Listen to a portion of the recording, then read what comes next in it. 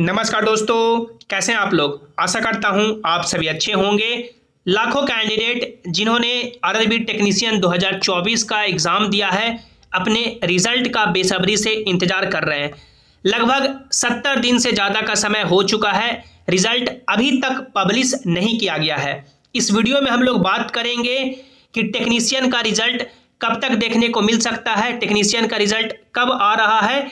बात करेंगे कि डॉक्यूमेंट वेरिफिकेशन आपका कब होगा, डॉक्यूमेंट वेरिफिकेशन में कौन कौन से डॉक्यूमेंट चाहिए, कौन कौन से डॉक्यूमेंट अभी से आपको रेडी करने होंगे। बात करेंगे कि यदि आप लोगों ने टेक्नीशियन का एग्जाम दिया है, चाहे 12th पीसीएम वाला पोस्ट पे या आईटीआई वाली पोस्ट पे, तो क्या कट ऑफ जा सकता है। चाहे आप लोगों ने किसी भी बोर्ड से, किसी भी ट्रेड से एग्जाम दिया है, क्या सेफ स्कोर रह सकता है, आप लोग के कितने अभी रॉ स्कोर बन रहे हैं, तो सिलेक्शन के चांसेस होंगे। नॉर्मलाइजेशन में कितना नंबर बढ़ेगा, कौन से शिफ्ट में कितना नॉर्मलाइजेशन का फायदा होने वाला है। पूरे वीडियो को आपको ध्यान से देखना है। और यदि आप लोग चैनल पर पहली बार आए हैं या अभी तक भी सब्सक्राइब नहीं किए हैं तो कर लें, ताकि जो भी रेलवे एग्जाम्स के आगे के अपडेट्स हो सबसे पहले आपको जानकारी मिल सके। दोस्तों, यदि अभी आप लोग आरआरबी के किसी भी वेबसाइट पे जाएंगे तो कुछ इसी तरह से आपको इंटरफेस दिखाई देगा, जो टेक्नीशियन का नोटिफिकेशन 02/2024 है, जिसमें देख सकते हैं लास्ट अपडेटेड आपका 6 जनवरी तक ही है, जो आपका ऑब्जेक्शन रेज करने के लिए ऑप्शन दिया गया था। यदि अभी आप लोग गूगल पे या क्रोम पे इस तरह से सर्च करेंगे आरआरबी टेक्नीशियन रिजल्ट 2025, तो आपको कई सारे न्यूज़ आर्टिकल मिल जाएंगे, जिसमें यही दावा किया जा रहा है कि आपका जो रिजल्ट है वो मार्च महीने में जारी कर दिया जाएगा। लेकिन मार्च में कब तक आ सकता है, तो अभी रेलवे ने कुछ जो रिजल्ट पब्लिश किए हैं उसका ट्रैक रिकॉर्ड देखें। जैसे रेलवे ने एएलपी का जो रिजल्ट पब्लिश किया, उसमें लगभग रेलवे ने 87 दिन का समय लिया। उसके बाद रेलवे ने आरपीएफ एसआई का रिजल्ट पब्लिश किया, उसमें लगभग 80 दिन का समय लिया। और जूनियर इंजीनियर का रिजल्ट पब्लिश किया, उसमें लगभग 78 डेज का समय लिया। तो इसी को अनुमान देखते हुए अनुमान है कि आपका जो टेक्नीशियन का रिजल्ट पब्लिश हो सकता है वो लगभग मान सकते हैं 20 मार्च तक पब्लिश हो सकता है, क्योंकि आपका जो टेक्नीशियन का लास्ट एग्जाम चला है वो 30 दिसंबर तक, और 20 मार्च तक लगभग 80 दिन का समय आपका हो जाएगा। तो आप लोग मान के चल सकते हैं कि होली के बाद आपका रिजल्ट आ रहा है।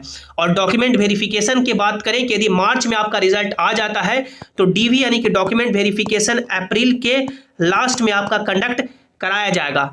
बात करेंगे कि डीवी में कौन कौन से डॉक्यूमेंट अभी से आपको रेडी करने होंगे, आप लोग वीडियो में बने रहें। आप लोग यहाँ पे देख सकते हैं डॉक्यूमेंट वेरिफिकेशन में टोटल कितने बच्चों का नाम आएगा। तो जैसा कि आप सभी जानते हैं कि एक ही एग्ज़ाम हुआ है, एक ही एग्ज़ाम के बेसिस पे फाइनल मेरिट बनेगा, और जो रिजल्ट आएगा वही डायरेक्ट डॉक्यूमेंट वेरिफिकेशन का लिस्ट होगा। तो जितनी वैकेंसी है देख सकते हैं, the number of shortlisted candidate will be equal to the number of vacancy, यानी जितने वैकेंसी है उतने ही कैंडिडेट को डॉक्यूमेंट वेरिफिकेशन के लिए शॉर्टलिस्ट किया जाएगा, यानी 1:1 के रेशियो में डीवी का लिस्ट आएगा। यानी जो रिजल्ट आएगा वो डायरेक्ट डीवी का ही लिस्ट होगा, यानी जितनी वैकेंसी है उतने ही बच्चों का रिजल्ट होगा। तो टोटल कितनी वैकेंसी है, तो टोटल देख सकते हैं 14,298 वैकेंसी है, और इस वैकेंसी में 1,092 पोस्ट है वो टेक्नीशियन ग्रेड का भी इंक्लूडेड है। तो जब भी रिजल्ट आएंगे वो आपका 14,298 बच्चों का ही रिजल्ट आएगा। इसके बाद हम लोग आगे बढ़ें और बात करें कि नॉर्मलाइजेशन इस बार सबसे बड़ा फैक्टर प्ले करने वाला है। देख सकते हैं रेलवे ने नॉर्मलाइजेशन का नया फॉर्मूला जारी किया था 4 नवंबर 2024 के डेट में, जिसमें रेलवे ने बोला कि परसेंटाइल स्कोर कैसे कैलकुलेट होगा, उसके बाद बेस शिफ्ट कैसे कैलकुलेट होगा, बेस शिफ्ट को देखते हुए नॉर्मलाइजेशन कैसे किया जाएगा। तो देख सकते हैं रेलवे ने लंबा चौड़ा यहाँ पे नॉर्मलाइजेशन का फॉर्मूला जारी किया था। अब कौन से शिफ्ट में कितना नॉर्मलाइजेशन होगा, तो आप लोग यहाँ पे ये देखें, जो टेक्नीशियन 3 का एग्जाम हुआ था इतने टोटल शिफ्ट में, उसका आप लोग यहाँ पे देख सकते हैं, ये आपका एवरेज स्कोर है कि कौन से शिफ्ट में कितना एवरेज स्कोर बना। जो सबसे टफेस्ट शिफ्ट अभी तक माना जा रहा है वो 23 दिसंबर 2024 का जो फर्स्ट शिफ्ट यानी मॉर्निंग वाला शिफ्ट था, जिसमें एवरेज स्कोर 58 ही बना। और जो सबसे लोएस्ट यानी ईजीएस्ट शिफ्ट है वो 24 दिसंबर 2024 का जो थर्ड शिफ्ट यानी लास्ट शिफ्ट है, जिसमें एवरेज स्कोर 64 बन चुका है। तो ऊपर के जितने भी शिफ्ट हैं वो मान सकते हैं टफ शिफ्ट है, हार्ड शिफ्ट है, और नीचे के जो शिफ्ट है वो इजी शिफ्ट है। अब जितने भी कैंडिडेट ने ये जो आपका सीरियल नंबर 11 तक है, देख सकते हैं सीरियल नंबर 11 तक, जिनका जो एवरेज स्कोर 60 तक यहाँ पे दिख रहा है, यदि आप लोगों ने इस सीरियल नंबर तक एग्ज़ाम दिया है, जैसे 23 दिसंबर के दिन में फर्स्ट शिफ्ट का, 23 दिसंबर का थर्ड शिफ्ट, 29 दिसंबर का सेकंड शिफ्ट, 24 दिसंबर का सेकंड शिफ्ट, 27 दिसंबर का फर्स्ट शिफ्ट, 30 दिसंबर का सेकंड शिफ्ट, 30 दिसंबर का फर्स्ट शिफ्ट, 26 दिसंबर का थर्ड शिफ्ट, 27 दिसंबर का सेकंड शिफ्ट, 20 दिसंबर का थर्ड शिफ्ट और 24 दिसंबर का फर्स्ट शिफ्ट। तो ये जितने भी शिफ्ट वाले कैंडिडेट हैं उनके जो नॉर्मलाइजेशन में नंबर बढ़ने की उम्मीद है वो 10 प्लस मार्क्स, क्योंकि ऊपर के जितने भी यानी कि शिफ्ट हैं यहाँ तक वो टफ शिफ्ट कंसिडर किया जा रहा है। नॉर्मलाइजेशन में 10 प्लस नंबर है जो अलग अलग जो वेबसाइट है वो भी बढ़ा रहे हैं, कई के 10 भी बढ़ेंगे, 15 भी बढ़ेंगे, 20 तक भी बढ़ सकते हैं, वो डिपेंड करेगा आपके, मान सकते हैं उस शिफ्ट में टोटल कितने बच्चों ने एग्जाम दिया है, एवरेज स्कोर कितना बना, परसेंटाइल स्कोर कितना बन रहा है, अलग अलग फैक्टर पे। और नीचे के जो शिफ्ट हैं इजी शिफ्ट, वहाँ पे नॉर्मलाइजेशन में मान सकते हैं 10 से कम नंबर, 10 से कम नंबर आपके बढ़ने की उम्मीद है। ये भी हो सकता है कि 10 बढ़े, 9 बढ़े, 8 बढ़े, जो भी वो डिपेंड करेगा। तो आप सभी नीचे कमेंट में जरूर बताइएगा कि आप लोगों ने कौन से शिफ्ट में एग्जाम दिया है। अब बात करें कि आप लोग के कितने नंबर बन रहे हैं, तो सिलेक्शन के चांसेस हैं। तो देखिए, हमने जो एक्सपेक्टेड सेफ रॉ स्कोर बोला था, जैसे एएलपी में कि जिनके भी 40 के आसपास नंबर हैं उनका सिलेक्शन होगा, हजारों कैंडिडेट का हुआ। उसके बाद हमने बोला कि जितने भी कैंडिडेट जिनके जेई में 60 के आसपास नंबर है उनका सिलेक्शन होगा, उनका भी सिलेक्शन हुआ।